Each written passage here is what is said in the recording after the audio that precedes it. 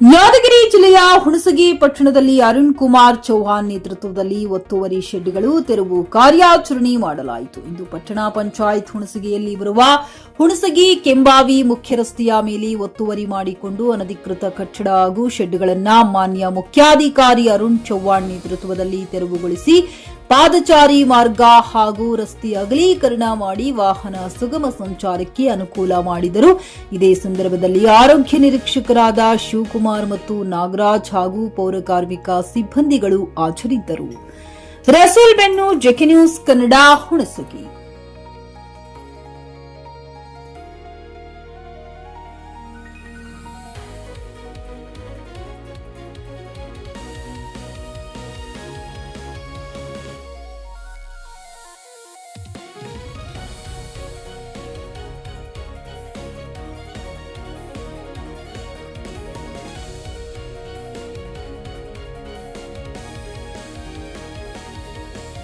ಖರೀದಿಸುವ ಪ್ಲಾನ್ ಇದ್ದೀರಾ?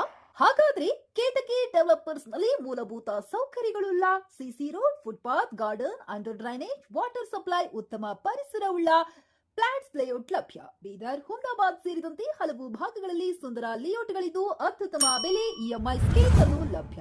ಹಾಗಿದ್ರೆ ತಡೆಯಾಕೆ? ಹಿಂದೆ ಸಂಪರ್ಕಿಸಿ 7676474747 ಎಂಡಿ ಸಂಗಮೇಶ್ ಚಿದ್ರಿ, ಹುಮ್ನಾಬಾದ್.